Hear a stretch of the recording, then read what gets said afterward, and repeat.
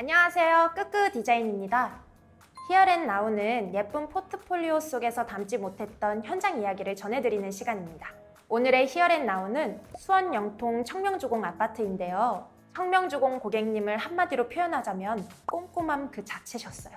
저희와 만나기 전 수많은 인테리어 업체를 둘러보시고 본인의 취향과 개성을 살려줄 수 있는 업체를 정말 열심히 찾으셨다고 해요. 미팅을 갖기 전 이 공간을 어떻게 쓰고 싶은지, 어떤 공간이 필요한지 생각을 정말 잘 정리해 주셨는데요. 디자이너 입장에서는 고객님의 니즈가 명확할수록 고객님이 꿈꾸는 집을 그리기가 훨씬 더 수월하답니다.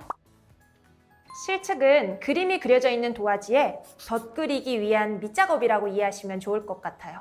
그림을 그리기에 가장 좋은 방법은 새하얀 도화지 위에 새로운 그림을 그리는 것이 가장 좋겠죠. 하지만 리모델링 특성상 기본적으로 짜여져 있는 구조들이 있고 그 구조 속에서 지울 수 있는 구조와 지울 수 없는 구조들이 있습니다. 기존에 지울 수 없는 구조를 고려해서 고객님이 원하는 그림을 그 위에 그려내는 것, 이것이 바로 디자이너의 역량이죠.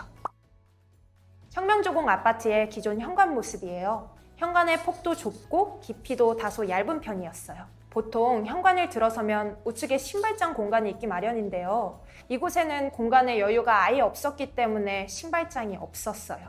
대신에 커버가 아주 낡고 낡은 전기 배전함이 그 자태를 뽐내면서 시선 강탈을 하고 있었죠. 그래서 이 현관문을 어떻게 꾸며볼까 정말 많은 고민을 했었는데요. 두 가지 방법이 떠올랐어요. 첫 번째 방법은 시야 확보를 우선으로 하는 현관을 디자인해 보았어요. 투명하고 커다란 곡면 유리를 사용함으로써 답답한 시야가 개선될 수 있도록 디자인했고, 앉아서 신발을 신을 수 있는 벤치 좌석을 만들었어요.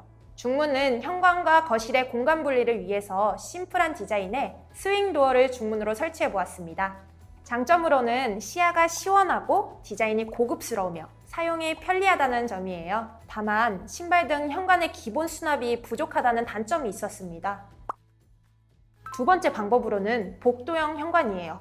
쭉 뻗은 복도가 주는 안정감이 아주 큰 디자인이죠. 수납 공간이 훨씬 더 많기 때문에 많은 양의 신발을 보관할 수가 있었어요. 다만 중문 설치가 조금 불편한 구조예요. 중문 설치가 가능하기는 하나 만약 중문을 설치하게 될 경우 현관 우측방으로 들어가려고 하면 중문과 방문 두 개의 문을 열고 가야 하는 불편함이 생기더라고요. 두 개의 문을 열고 출입한다는 것이 번거로우실 것 같아서 중문 없이 디자인하는 것을 추천해 드렸어요. 다소 호불호가 갈릴 수 있는 디자인인데요. 장점으로는 충분한 수납이 가능하다는 것이고 단점으로는 중문 설치가 불편하다는 것과 거실이 다소 답답한 느낌이 들 수 있다는 것이었어요.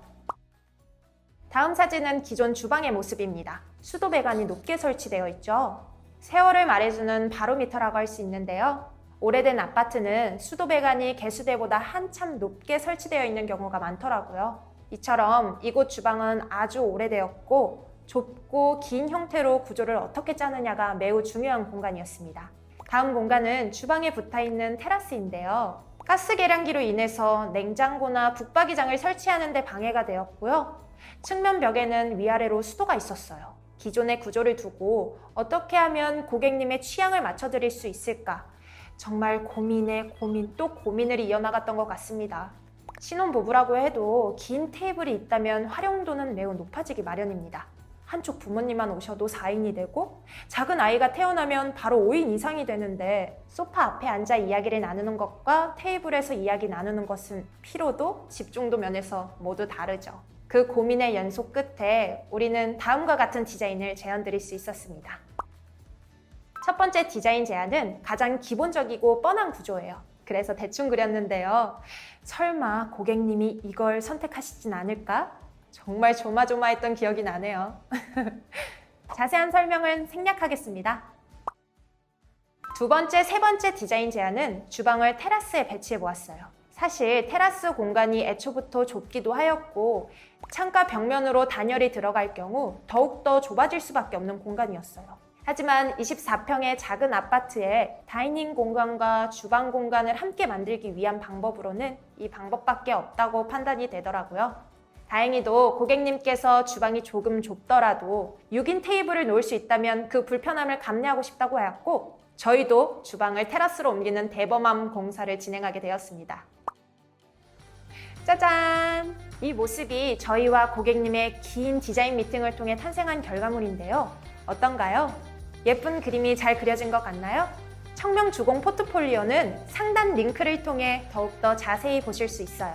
정말 장점만 있는 디자인은 거의 없는 것 같아요. 중요한 것은 A와 B를 선택했을 때 장점은 무엇이고 단점은 무엇인지 명확해야 하고 그 단점을 내가 감내할 수 있는 부분인가에 대해 고민해보는 것이 무척이나 중요하죠.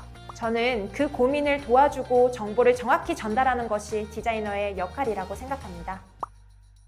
다음 히어앤나우 시간에는 예쁜 공간이 만들어지기 위해 거쳐온 공사 과정과 비하인드 스토리에 대해서 알려드리려고 해요.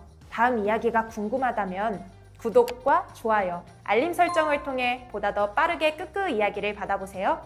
그럼 영상 시청해주셔서 감사합니다. 다음엔 보다 더 유익하고 재미있는 영상으로 찾아뵙겠습니다. 지금까지 끄끄 디자인이었습니다. 안녕!